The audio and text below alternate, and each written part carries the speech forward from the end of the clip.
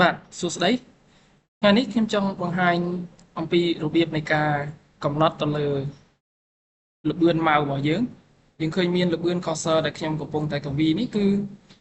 មានន័យថាវាដើរយឺតអញ្ចឹងដើម្បីយើងអាចកំណត់ឲ្យវាដើរលឿនបានគឺយើងអាចចូលទៅកាន់ key start យើងចុចលើ key start ឲ្យជាប់ហើយចុចអក្សរ Alt បាទបន្ទាប់មកវានឹងចេញផ្ទាំងរ៉ានឲ្យយើងមួយបាទយើងឃើញម៉ៅរបស់ខ្ញុំកំពុងតែដំណើរការហ្នឹងគឺយឺតមែនទែនវាមានន័យថាវាអត់រហ័សរហួនដូចអ្វីដែលយើងកំណត់ឲ្យវាលឿនអញ្ចឹងជាក់ស្ដែងម៉ៅរបស់ខ្ញុំនេះគឺខ្ញុំអត់ទាន់បានកំណត់ឲ្យដើរលឿនទេបាទអញ្ចឹងដើម្បីអាចចូលទៅកាន់ទីតាំងនឹងបានយើងវាយពាក្យថា control នៅក្នុងផ្ទាំងរ៉ានហ្នឹងបាទបន្ទាប់មកយើងចុចនៅលើពាក្យថា OK បាទអញ្ចឹងនេះម៉ៅរបស់ខ្ញុំកំពុងតែរំកិលហើយគឺពិបាកប្រើមែនទែនអញ្ចឹងយើងមករកមើលពាក្យម៉ៅបាទនៅក្នុង All Control Panel Items អញ្ចឹងយើងចុចនៅលើពាក្យម៉ៅហ្នឹងទៅបាទអញ្ចឹងកន្លែងនេះគឺជាកន្លែងដែលយើងអាចកំណត់បានបាទជាក់ស្ដែងដូចកន្លែងនេះគឺយើងត្រូវជ្រើសយកពាក្យ fast បាទយើងទាញវាមកមុខមកយើងអាចរំកិលវាទៅមុខទៅក្រោយបានយើងទាញមកមុខមកដើម្បីឲ្យល្បឿនរបស់វានឹងធ្វើការបានលឿនគឺតកតទៅនឹងការ double click speed មានន័យថាយើងចុចម៉ៅ2ដង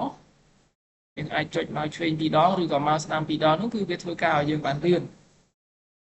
បាទបន្ទាប់មកយើងមកមើលកន្លែង pointer បាទ pointer នេះគឺតកតទៅនឹងការកំណត់របស់យើងចង់បានឲ្យម៉ៅយើងរត់របៀបណានេះចង់ឲ្យវាបង្ហាញរបៀបណាអញ្ចឹងសម្រាប់ខ្ញុំយកខាងលើនេះ normal នេះបាទតែបើសិនជាបងប្អូនចង់ឲ្យលោតរបៀបណាអាស្រ័យលើបងប្អូនអាចជ្រើសរើសខ្លួនឯងចង់ជ្រើសរើសរបៀបណាគឺវានឹងបង្ហាញរបៀបនឹងឲ្យយើងបាទអញ្ចឹងសម្រាប់ខ្ញុំយកខាងលើបាទបន្ទាប់មកយើងមកមើលត្រង់កន្លែង pointer options បាទយើងចុចនៅលើវាមកនេះកន្លែងដែលយើងត្រូវកំណត់វា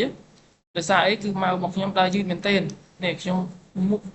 move វាមានន័យថាធ្វើការផ្លាស់ប្ដូរម៉ៅគឺវាអត់ទៅតាមអ្វីដែលខ្ញុំចង់បានយើងមើលនៅលើអេក្រង់គឺឃើញដើរលឿនប៉ុន្តែជាក់ស្ដែងគឺខ្ញុំដៃរបស់ខ្ញុំគឺធ្វើការខ្លាំងដើម្បីអាចកវាសម៉ៅនឹងឲ្យវាដើរបានលឿនអញ្ចឹងគឺយើងធ្វើការអត់ស្រួលទេអញ្ចឹងដើម្បីឲ្យវាដើរលឿនគឺយើងទាញវាមកស្ដាំឲ្យអស់មកឬក៏ប៉ុណ្ណាទៅតាមការចង់បានរបស់បងប្អូនបាទសម្រាប់ខ្ញុំទាញមកអស់បាទនេះខ្ញុំធ្វើការលឿននេះគ្រាន់តែខ្ញុំកវាសតែបន្តិចគឺវារត់ឲ្យយើងsmooth តែម្ដងបាទនេះគឺធ្វើការបានលឿនល្អបាទអញ្ចឹងអានេះគឺតាកតងទៅនឹងម៉ៅរបស់បងប្អូនពិបាកប្រើយើងកវាសទៅវាអត់ចង់ដើរបាទអញ្ចឹងបងប្អូនអាចធ្វើការកំណត់នៅក្នុងនឹងទៅតាមអ្វីដែលខ្ញុំបានបង្ហាញបាទអញ្ចឹងយើងចុច OK មកបាទយើងអាចចុច apply ហើយ OK មកបាទបាទអញ្ចឹងគឺនេះគឺម៉ៅរបស់ខ្ញុំគឺដំណើរការបានលឿនបាទគឺអត់មានបញ្ហាដូចមុនពេលដែលខ្ញុំបានកំណត់នឹងទេបាទមុនពេលដែលខ្ញុំកំណត់គឺពិបាកប្រើតែឥឡូវគឺប្រើស្រួលបាទអញ្ចឹងវីដេអូហ្នឹងខ្ញុំមានប៉ុណ្ណឹងបាទកុំភ្លេច subscribe វីដេអូរបស់ខ្ញុំម្នាក់មួយផងបើមានចម្ងល់អាច comment សួរនៅខាងក្រោមវីដេអូបានអរគុណច្រើន